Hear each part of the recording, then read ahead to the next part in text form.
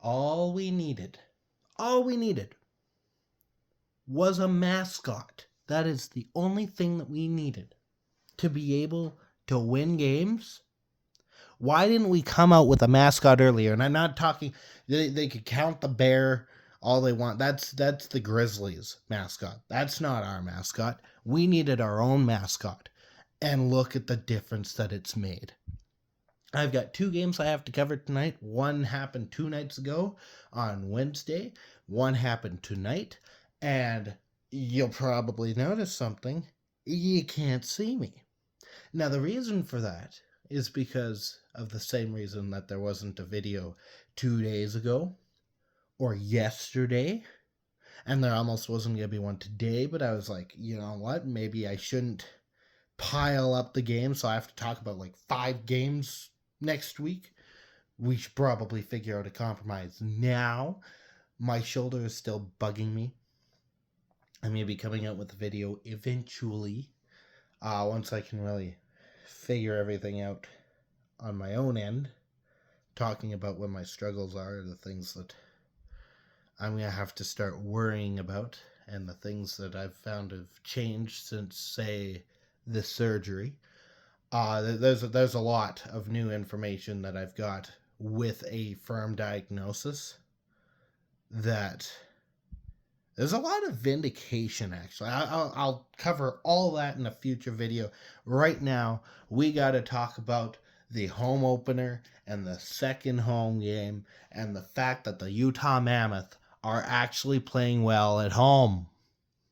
And it was because of a little guy by the name of Tusky. So if you're unaware, which knowing the demographic of people that routinely watch my channel, it was just a lot of Utah fans, maybe a couple Arizona fans, I'm not sure. I'd have to look. I know it's a lot more in the way of Utah, which is amazing. You probably know what I'm about to talk about, the character I'm about to talk about. But on Wednesday, I almost said Tuesday, versus the Calgary Flames, we got our first look at the Utah Mammoth mascot. And as soon as he broke out of that block of ice, Tusky has been Utah's key to success.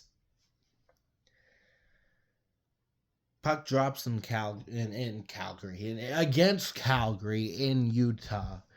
The puck drops, and immediately I'm blown away by just how different, how much more physical this team has gotten since like last season when they were still the Coyotes 2 seasons ago. There's this physical presence that I haven't noticed, that I haven't seen from Utah, save for our punchy guy in Liam O'Brien. You have a couple other guys. Lawson Krause will go. Nick Schmaltz, I think, goes sometimes. I think Michelli would go, but he's obviously not with the team anymore. We didn't have many in the way of fighters or big brute guys that would smack you around a bit. We had Clayton Keller, the captain of this team. And this might be an insult to him, I don't know. He looks... In wrestling, you've got this term, babyface, heel, all that kind of stuff. Now, I've attributed looks, like there's certain looks that a babyface has, or a certain look that a heel has. You look at, say, Brady Tkachuk, that's a heel. That is a heel any day of the week. Clayton Keller's a babyface. I'm sorry, he just is. He does not strike me as someone who's going to go out of his way to fight someone or start stuff. He goes out against the Flames. He starts stuff. He's pushing the other guys around. He's getting physical. He almost gets in a fight. This is a new Clayton Keller. And it's a new Mammoth team as well. Because the Mammoth play smart hockey. They play fast hockey. They play well-positioned hockey. smart passes. It wasn't the same game that we saw against the Blackhawks. This is a new and improved Mammoth. Whatever happened with the Blackhawks, that was left in the past. That was that was the Mammoth prior to Tusky. Tusky wasn't around then. And boy, did it, yeah, it showed. I did not like that Blackhawks game. That was a bad game. You get to tonight. Now, Mammoth are already looking really good. They're still shaky.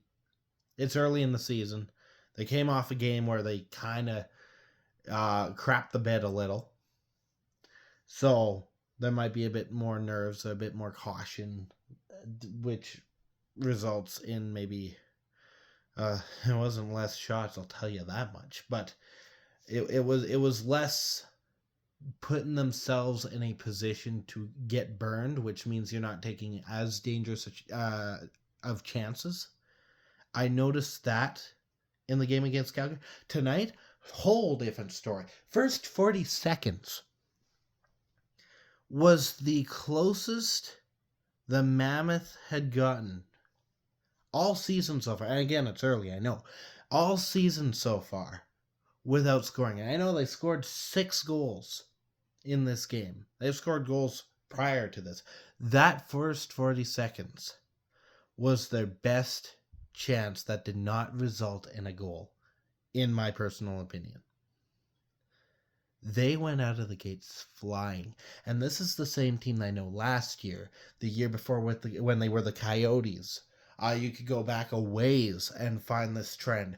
This team does not like starting games when the puck drops. They like to wait. They like to make you wait until at least after the first intermission, maybe even after the second intermission before they start playing hockey. Sometimes it works out. They go lights out and they find a way to scratch and claw their way back into the game. Other times it results in the way you would normally expect when you go down 3 or 4 goals because you forget to play the game when the timer goes. Tonight was different. This was a different Mammoth team. They came out of the gates flying. Schmaltz gets a goal. Schmaltz gets another goal. Then I believe it went to O'Brien. There was an O'Brien goal. There was an O'Brien goal. I don't know if I'm going in the right order. The fourth goal I know was a Schmaltz goal again. He gets a hat trick. Keep in mind, Keller is also padding the stats. He's putting up assists. He himself will get a goal later in this game. Carcone, he gets a goal.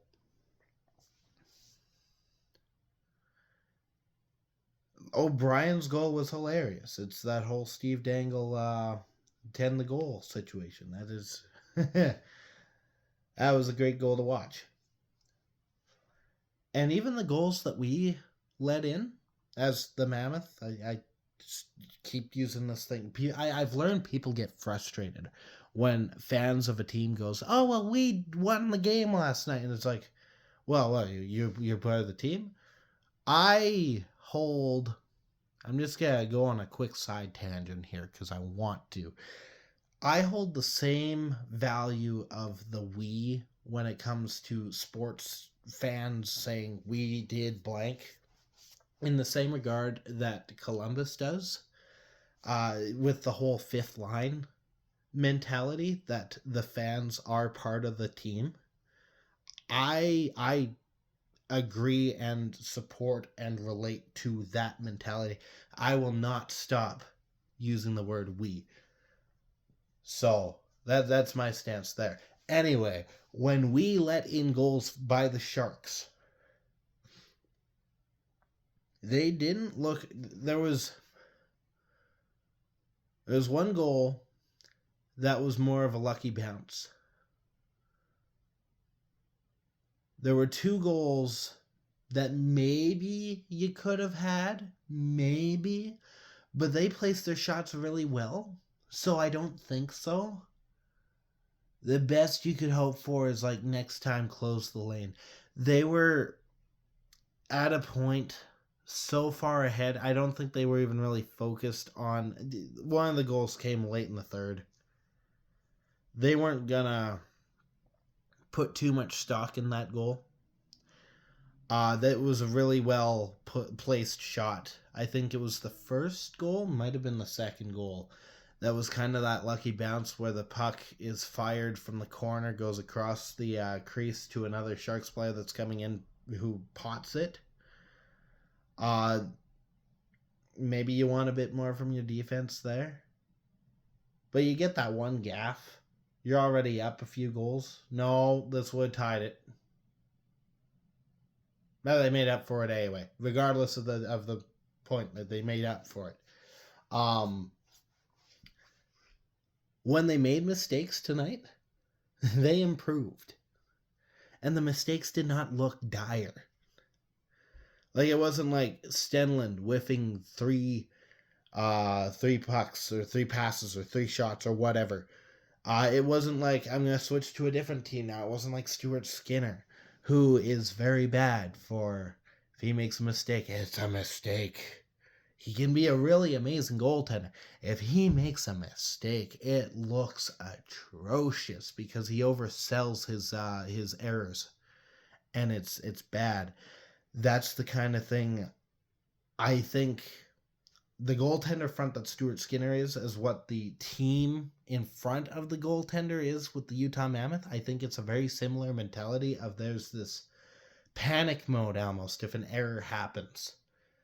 And the Mammoth collapse a bit. We saw it with the Blackhawks with that one Burakovsky goal where there was maybe not a mistake, but you're on the penalty kill and you're just trying to get the puck out. Now, if you're poised, if you're controlled, what's going to probably happen is you might have one guy off near that halfway point between puck and Burakovsky, and then another guy backed off just a bit too, instead of all of the Mammoth crammed into that corner where the puck is. That's what I mean when I say there's this over adjustment when mistakes are made, that they try in vain to fix it in all the wrong ways. But when they play good, I mean, we saw it tonight, they play absolutely stellar. If this was a game between the Florida Panthers and not the San Jose Sharks, we still would have won. That was stellar, incredible hockey. So, if we can remain consistent, I think it's very likely we make the playoffs this year. So I'm hoping for that consistency. I know I've talked about consistency before. It's something that comes up quite regularly. If not with the refs, with the players. Typically it's the refs that need to be more consistent. But I think I've had a lot of rants on here about how consistent the Coyotes hockey club / now Mammoth need to be.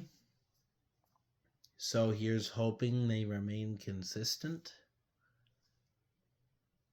throughout at least maybe the next couple games. Get up on the leaderboard just a little bit. Maybe make some of the other guys panic a bit. Because we're a new team. And I don't mean that in terms of new team like we just came into the league recently. I mean, that is true, but we're a new team. I think a lot of it has to do with Teskey. So, that is going to do it. I'm not even going to really edit this much. I'm just going to throw it up there and on YouTube and be done with it because I don't think my arms are going to take having to swipe and do the editing and everything. So the pauses, the mistakes that I make, the errors because I can't speak English half the time, those will still be in here. But I did pretty good on this one. I was actually very impressed with myself. So I'm going to lie down. We'll probably try and sleep. I'll be back for there should be a game I think on Sunday. I can't remember who we're playing. I can't remember if that's even the right date, but whenever the next game is, I will be back. In the meantime, tusks up. Go Mammoth. Thank you so much for listening. If you liked what you heard, you can hit the like button. If you want to hear more plus see more eventually, you can hit the subscribe button if you feel so inclined. Share this with your friends. Maybe my better videos, maybe not this one, but it's up to you. And as always, I'll be back.